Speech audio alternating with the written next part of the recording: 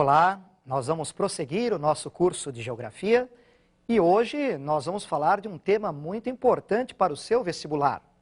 É um tema que aparece com frequência, o relevo, especialmente o relevo brasileiro.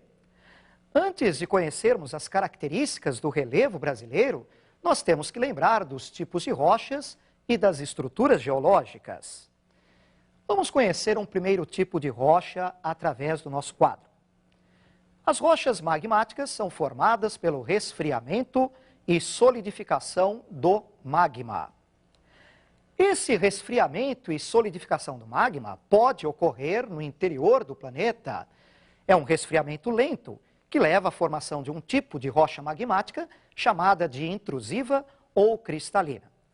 Caso esse resfriamento e essa solidificação ocorra na superfície, após as erupções vulcânicas, um resfriamento mais rápido, nós vamos ter então a formação das rochas vulcânicas ou extrusivas. Vamos conhecer o segundo tipo de rocha? As rochas sedimentares, formadas pela consolidação de sedimentos. Estes sedimentos são o produto da erosão das rochas, do desgaste das rochas. Esses sedimentos, eles vão se acumulando em camadas nas partes mais baixas do relevo. Através da compactação desse material, se forma a rocha sedimentar. Em meio a essas camadas, podemos encontrar os fósseis, marcas de antigos seres vivos. Agora vamos conhecer um terceiro tipo de rocha. As metamórficas, formadas pela modificação de rochas pré-existentes. Essa modificação ela vai ocorrer pela alteração nas condições de pressão e de temperatura. Essa alteração provoca uma reestruturação, um rearranjo dos minerais, modificando a rocha pré-existente. E aí você tem, então, a rocha metamórfica. Agora, vamos conhecer alguns tipos de estruturas geológicas. Nós preparamos duas figuras para você entender direitinho essas estruturas. Vamos à primeira figura. Nessa primeira figura, nós encontramos os escudos cristalinos. São formados por rochas cristalinas, muito antigas, constituem uma estrutura muito rígida e forma a base dos continentes. Esses escudos podem aparecer na superfície, e aí eles serão chamados de núcleos cristalinos. Eles ocorrem em áreas planálticas. E encontramos aí também as bacias sedimentares. Essas bacias sedimentares são formadas, como já vimos, pelo acúmulo de sedimentos nas áreas mais baixas do relevo.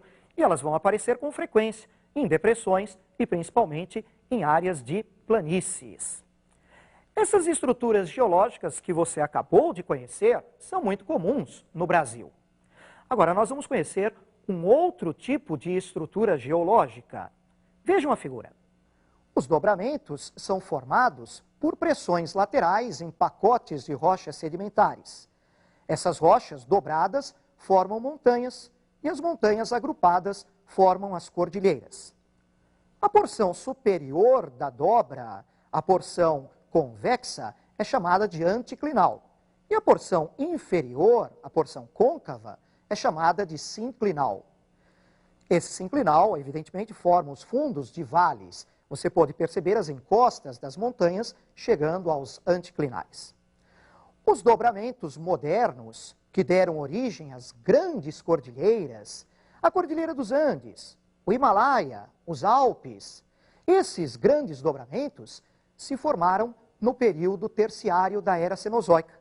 Mas o Brasil não sofreu a atuação desses dobramentos modernos. O Brasil, portanto, não tem esse tipo de estrutura geológica.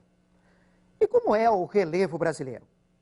Se nós falarmos em características gerais, podemos lembrar que é um relevo, na sua base, de formação muito antiga. A base é formada por um escudo cristalino muito antigo e estável. E, superficialmente, formações sedimentares, depósitos de bacias sedimentares. O relevo brasileiro já foi muito desgastado pela erosão. Apresenta altitudes modestas, não possui áreas vulcânicas ativas e não apresenta os dobramentos modernos. No nosso relevo, são muito comuns os planaltos, as planícies e as depressões. Vamos conhecer o mapa do relevo do Brasil? Vejam, nós podemos verificar nesse mapa as planícies, que são poucas, os planaltos, já com grande destaque, e também as depressões, cobrindo boa parte do território brasileiro. Esse relevo brasileiro, ele pode ser subdividido em várias unidades. Durante a aula de hoje, nós vamos dar destaque para algumas unidades mais importantes. Vamos procurar destacar 2 planícies, 2 planaltos e 2 depressões para vocês. Vamos voltar ao mapa, portanto, e vamos conhecer 2 planícies. Nós temos aí a planície litorânea e a planície amazônica.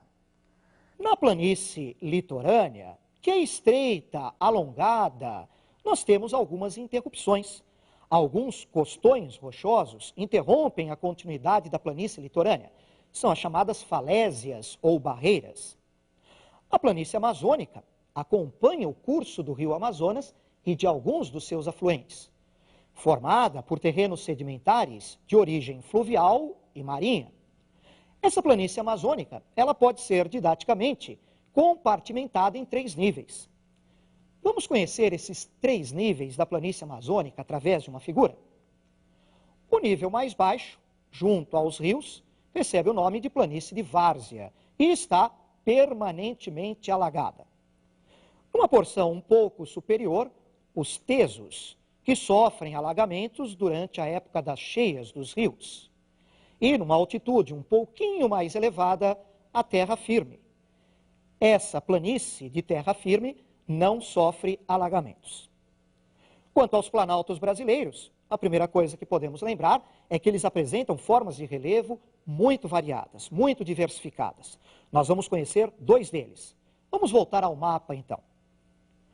Podemos destacar aí para vocês o Planalto Atlântico e o Planalto da Bacia do Paraná. No Planalto Atlântico, uma forma de relevo característica, importante, são os mares e morros. Esse planalto, ele é formado por superfícies onduladas, muito erodidas, muito desgastadas, cobertas originalmente pela Mata Atlântica, pela floresta tropical. No Planalto Atlântico, também encontramos algumas escarpas formando serras, como, por exemplo, a Serra do Mar, ou então a Serra da Mantiqueira.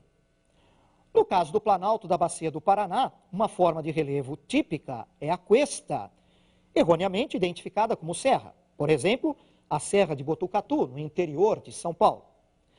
Nas cuestas, nós observamos 2 camadas de rochas. Numa porção inferior, uma camada sedimentar, de arenito, e, superficialmente, uma camada de rochas vulcânicas, o basalto. O basalto, quando decomposto, dá origem ao solo de terra roxa.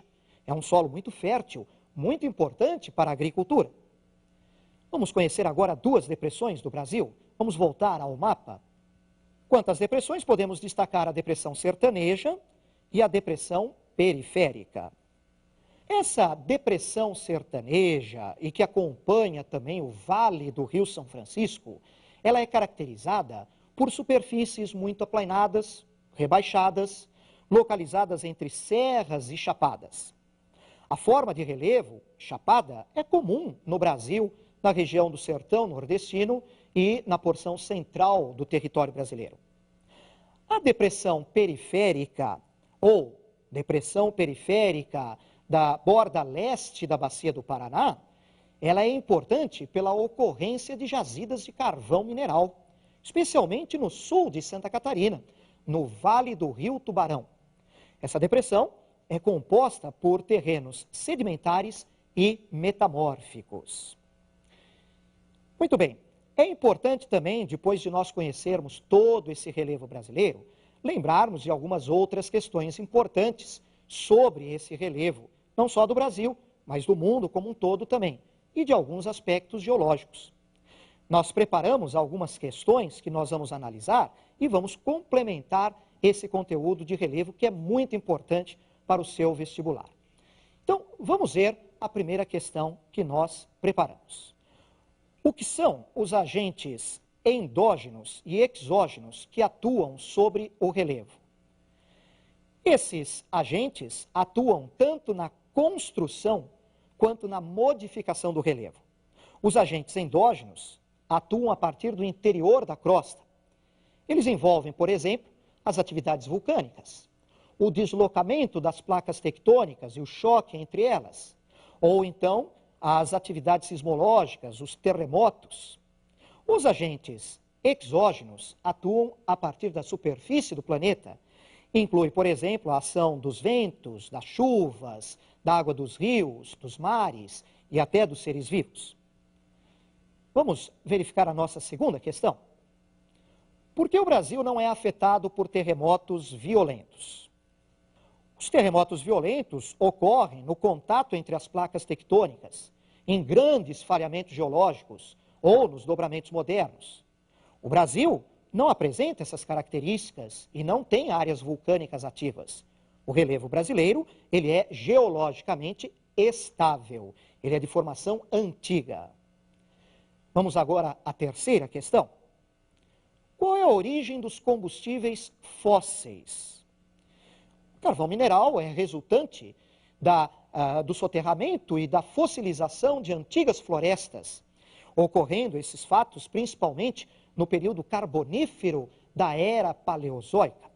O petróleo e o gás natural são resultantes da decomposição de seres marinhos. No Brasil, uma das principais áreas produtoras de petróleo é a plataforma continental, áreas marinhas, com destaque à bacia de Campos. E agora a nossa quarta questão. Por que um famoso filme exibido nos cinemas levou o nome de Jurassic Park? Claro que você se lembra desse filme, que envolvia a figura dos dinossauros. Os dinossauros viveram no período jurássico da era mesozoica. A extinção dos dinossauros ocorreu no final da era mesozoica. Seres humanos e dinossauros não coexistiram. Os seres humanos apareceram posteriormente, durante a era cenozoica. Muito bem, nós vimos alguns aspectos importantes. Evidente que você precisa estudar muito bem esse assunto, tá, para o seu vestibular. E nós nos vemos na próxima aula. Até lá!